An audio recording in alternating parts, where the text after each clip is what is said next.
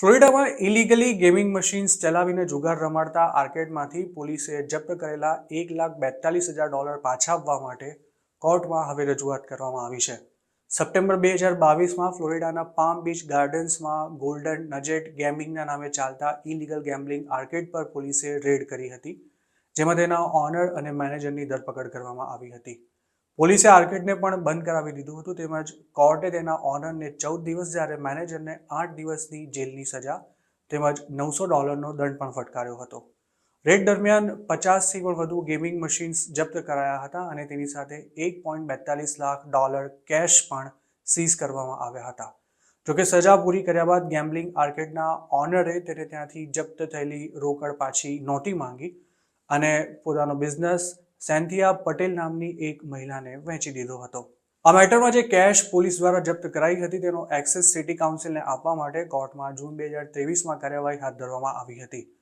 જોકે હવે આ બિઝનેસની કહેવાતી નવી ઓનર સેન્થિયા પટેલે સીઝ કરાયેલી રોકડને પરત મેળવવા માટે કોર્ટમાં અપીલ કરી છે.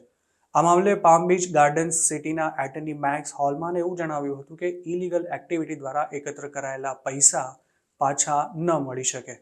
જોકે સેન્થિયા પટેલની એવી દલીલ છે કે આ પૈસા તેણે જે બિઝનેસ ખરીદ્યો છે તેના હતા અને તે નવી ઓનર હોવાને નાતે પોતે રેડ દરમિયાન સીઝ કરાયેલા $1.42 લાખ પાછા મેળવવાને હકદાર છે. સેન્થિયાની દલીલ પર સિટી એટર્ની હોલમાને એવો પણ તર્ક આપ્યો હતો કે જો તમે ડ્રગ્સ વેચીને પૈસા કમાયા હો તો તમને ન તો જપ્ત કરાયેલું ડ્રગ્સ પાછું મળે છે કે ન તો તેનાથી કમાયેલા પૈસા. જોકે સેન્થિયા પટેલને પૈસા પાછા આપવા કે નહીં તેના પર કોર્ટમાં 23 ઓગસ્ટથી હિયરિંગ શરૂ થશે. જો પામ બીચ ગાર્ડન સિટી આ કેસ જીતી જશે તો $1.42 લાખ તેના જનરલ ફંડમાં જમા થઈ જશે. ગોલ્ડ નજેટ આર્કેડમાં ગેમિંગ મશીન્સ દ્વારા મોટા પાયે જુગાર રમાડવામાં આવતો હોવાની બાતમી મળ્યા બાદ પોલીસે નવેમ્બર 2021માં તેની સામે તપાસ શરૂ કરી હતી.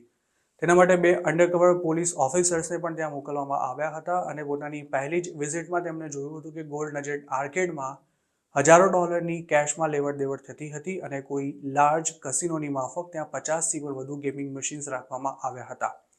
પામ બીચ ગાર્ડન્સનો આ કાંડ બહાર આવ્યા બાદ આખા ફ્લોરિડા સ્ટેટમાં ઠેર ઠેર ચાલતા એડલ્ટ આર્કેડ્સ પર પ્રતિબંધ મૂકી દેવામાં આવ્યો હતો. ફ્લોરિડામાં ઘણી જગ્યાએ ઇન્ટરનેટ કાફેના નામે પણ ગેમિંગ મશીન્સ ચાલતા હતા અને આવી તમામ જગ્યાઓ પર પોલીસે તે વખતે તવાઈ બોલાવી હતી.